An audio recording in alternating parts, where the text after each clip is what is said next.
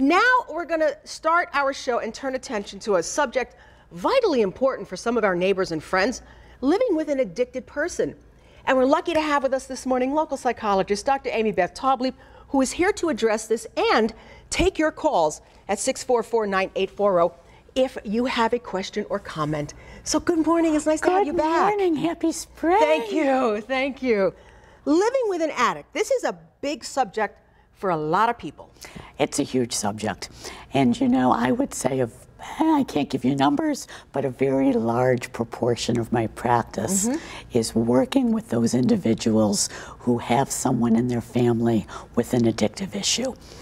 And again, you and I were talking at the beginning, when we talk about addictive problems, it is not limited to alcohol or substances. We have people with gambling addictions, we have people with sexual addictions, we have people with shopping addictions. The basic process, however, is the same. And what I need to convey to people repeatedly, the person with the addictive issue may get help, or he or she may not get help. Either way, it is a huge life adjustment for the individuals in the family, and they are equally in need of assistance as the other person. That was going to be my next question. I can understand the person with the addiction getting help, but you know what? If you're living with someone addicted, you're going to need help too. Absolutely. And you know, assuming the other person who is addicted is not quite ready to get help, there's all sorts of struggles for the remainder of the family.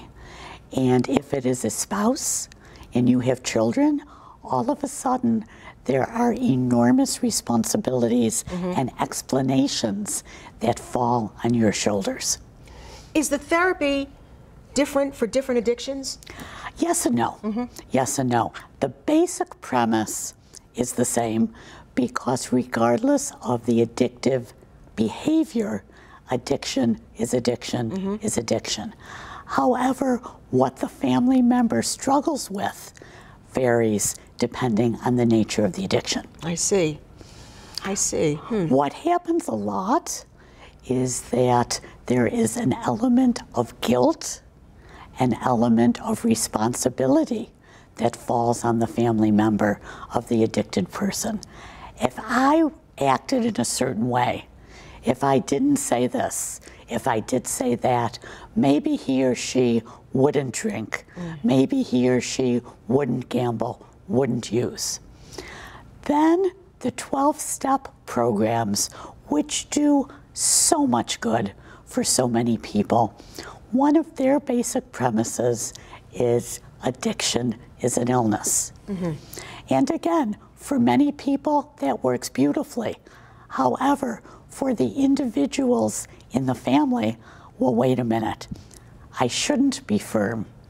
I shouldn't set limits because he or she is sick. Birthdays, holidays, special occasions, in an addictive family, they're not happy times. They are very anxiety-producing times. Is he or she going to even be there? If he or she is, how is he or she going to act? How do I explain it to the guests? How do I explain it to my children? It's still their parent. So there are so many burdens left on the shoulders of the addictive family member. We have time in this segment. If you'd like to call or comment, go right ahead, 644-9840. Can certain addictions slide to different addictions? Like if you have an addictive personality? Absolutely. Again, people with addictive personalities very commonly go from one addiction to another. Does it have to be? Absolutely not. In terms of treating those people, it's the actual addictive process which needs to be addressed. Not the alcohol, not the cocaine, not the gambling, not the shopping.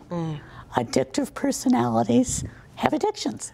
We had a phone call, but the gentleman did not want to be identified.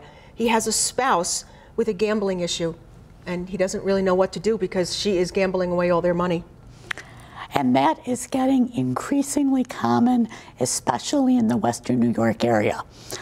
For better or for worse, there are more opportunities to gamble legally than there were, shall we say, 25 years ago. Right. So the first thing is to see whether or not this gentleman's wife is willing to seek treatment. Whether or not she is, this gentleman needs some help. He can get help through individual therapy. There are agencies in the area that specialize in gambling addiction. There is also Al-Anon, people who like the 12-step model. There are opportunities for family members to go and get support. So there is help out there. Again, some people prefer, I don't want to talk in groups.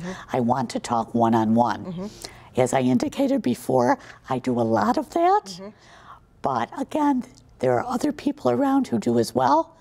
When the gentleman calls looking for help, make sure the person has expertise in that area. Right. There's help out there. So this person, as well as the person with the addict, would find counseling very beneficial. Absolutely. Okay. Absolutely.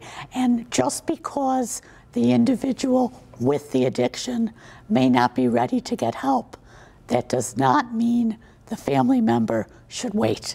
Okay, that's a good point. Good point to end on. Dr. AmyBeth, thank you. Interesting. And again, the list of addictions grows all the time. But hopefully we've given you some information. If you'd like to contact Dr. AmyBeth Taublieb, her appointment line is 834-1505. If you have a comment you'd like to pass on, why don't you look her up on .com, dramybeth.com.